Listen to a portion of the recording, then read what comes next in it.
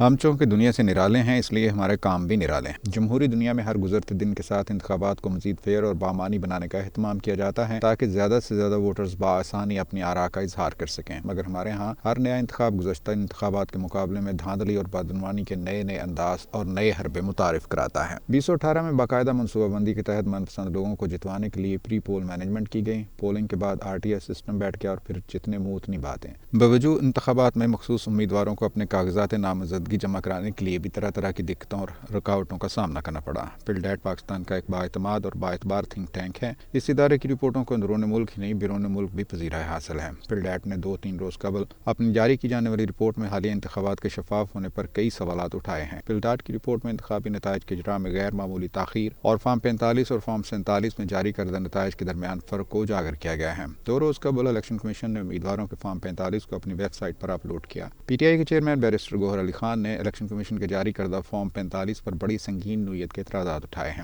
ان کا کہنا ہے کہ فارم 45 کے مطابق ایک پولنگ اسٹیشن میں نواز شریف صاحب کے 138 ووٹ تھے جنہیں 1138 بنا دیا گیا۔ PTI کے رہنماؤں کا کہنا ہے کہ گجرات کے ایک پولنگ اسٹیشن سے کیسرا الہی کے 507 ووٹوں کو 007 بنا دیا گیا۔ اسی طرح ایک فارم 45 پر 44 ووٹوں کو 444 بنا دیا گیا۔ چیئرمین PTI کا کہنا ہے کہ نہایت بھونڈے اور بچگانہ طریقے سے فارم 45 میں تبدیلی کی گئی ہے۔ اس طرح تو الیکشن کمیشن نے اپنے خلاف خود ہی ثبوت فراہم کر دیے ہیں۔ اس کا مطلب تو یہ ہوا کہ لو آپ اپنے دام میں سے یاد آ گیا۔ انتخابی بدعنوانی کا علاج کیا ہے؟ بدعنوانی کا حقیقی علاج تو دیانتداری ہے، تاہم دیانتداری کے معیار مطلوب تک پہنچنے کے لیے نہ جانے ہمیں اور کتنی دہائیوں تک انتظار کرنا پڑے گا۔ کراچی میں حافظ نعیم الرحمان نے بھی اپنے جمع کردہ فارم 45 اور الیکشن کمیشن کے اپلوڈڈ فارم 45 کے درمیان فرق کو بد المشرکین قرار دیا۔ امیدواروں اور الیکشن کمیشن کے جاری کردہ نتائج کے درمیان فرق کا مسئلہ حل کرنے کے 2 طریقے ہیں۔ ایک تو یہ کہ سیٹ فار معاملہ الیکشن ٹریبونلز کے سامنے پیش ہو اور وہ اس پر فیصلہ دیں۔ دوسرا طریقہ یہ ہے کہ کوئی عدالتی یا پارلیمانی کمیشن بنایا جائے جو 2024 کے مکمل انتخابات میں ہونے والی بدعنوانیوں کا جائزہ لے کر انتخابات کے شفاف ہونے یا نہ ہونے کے بارے میں فیصلہ صادر کریں۔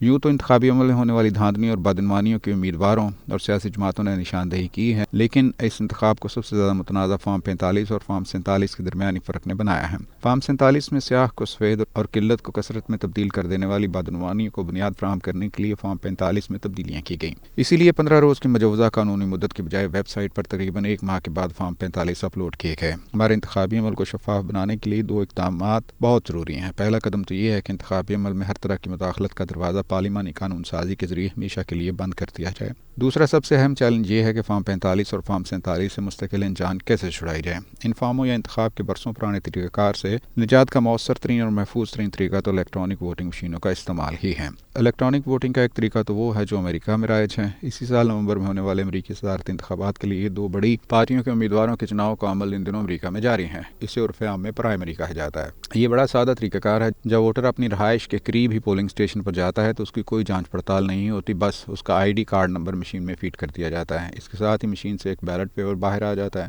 اس پر آپ اپنی پسند کی پارٹی کے جس صدارتی اور نائب صدارتی امیدوار کو ووٹ دینا چاہتے ہیں اس کے نام کے سامنے آپ نشان لگا دیں گے۔ پھر یہ فارم آپ ایک اسکیننگ مشین میں ڈال دیں گے۔ یوں یہ فارم الیکشن کمیشن کے پاس پہنچ جائے گا۔ مشین پر ساتھ ساتھ نتائج بھی مرتب ہوتے جائیں گے۔ ووٹنگ کا یہ عمل صدارتی انتخابات کے موقع پر دہرایا جاتا ہے۔ اس وقت آپ کو جو بیلٹ پیپر ملتا ہے یہ صرف صدر کے انتخاب کے لیے نہیں بلکہ گورنر، اپنے علاقے کے پولیس سربراہ وغیرہ کا چناؤ بھی اسی بیلٹ پیپر کے ذریعے کیا جاتا ہے۔ آٹومیٹک مشینی سسٹم سے نتائج بھی مرتب کیے جاتے ہیں۔ پاکستان کے حالات کے مطابق الیکٹرانک مشینوں کے ذریعے ووٹنگ کا ایک اور طریقہ کار یہاں بھی رائج ہے۔ ابھی گزشتہ دنوں لاہور ہائی کورٹ بار ایسوسی ایشن کا الیکٹرانک مشینوں کے ذریعے انتخاب ہوا۔ اس کا آنکھوں دیکھا بلکہ استعمال کردہ طریقہ کار ایک وکیل صاحب نے مجھے سنایا۔ وکیل صاحب بتاتے ہیں کہ وہ ووٹنگ ہال میں انتخاب کے روز پہنچے تو وہاں 20-22 مشینیں موجود تھیں۔ انہیں پہلے بایو میٹرک کے مرحلے سے گزرنا پڑا۔ اس کے بعد وہاں کھڑے اسسٹنٹ نے انہیں گائیڈ کیا کہ وہ کسی بھی مشین پر جا کر اپنی پسند کے امیدواروں کو بایو میٹرک کے ذریعے اپنا ووٹ دے سکتے ہیں۔ وکیل صاحب نے ایسے ہی کیا۔ اس کے بعد انہوں نے ایک بٹن دبایا تو ان کا ووٹ گنتی کے مرکزی نظام میں شامل ہو گیا۔ اس کے ساتھ ہی ان کا پرنٹڈ بیلٹ پیپر باہر آ گیا جسے انہوں نے باسکٹ میں ڈال دیا۔ یوں وکیل صاحب کے ووٹ کا دستاویزی ثبوت بھی تیار ہو گیا جسے حسب ضرورت طلب بھی کیا جا سکتا ہے۔ آپس میں مربوط تمام مشینوں کے ذریعے بار ایسوسی ایشن کے نتائج بھی مرتب ہوتے رہے۔ یوں پولنگ ٹائم ختم ہونے کے کوئی 1 گھنٹے کے بعد لاہور ہائی کورٹ بار کے نتائج کا اعلان کر دیا گیا۔ کسی ایک وکیل نے بھی ان نتائج کے بارے میں کسی طرح کے شک و شبہ کا اظہار نہیں کیا۔ اس انتخاب سے پہلے مختلف سیاسی پارٹیوں نے الیکشن کمیشن کو فارم 45 پر نتائج ہندسوں میں لکھنے کے ساتھ الفاظ میں بھی لکھنے کی پرزور تجویز دی تھی۔ اسی طرح سیاسی پارٹیوں نے چیف الیکشن کمشنر کے سامنے فارم 47 پر نتائج مرتب کرنے کے دوران ROs کے دفاتر میں ہر پارٹی کی موجودگی پر اصرار بھی کیا تھا۔ ان دونوں تجاویز کو رد کر کے الیکشن کمیشن نے خود ہی جمہوری انتخابی عمل کو متنازع بنا لیا ہے۔ بڑی سیاسی جماعتیں یا دیگر اسٹیک ہولڈرز چاہیں یا نہ چاہیں، پاکستان کے ووٹرز فری اینڈ فیئر انتخابات چاہتے ہیں۔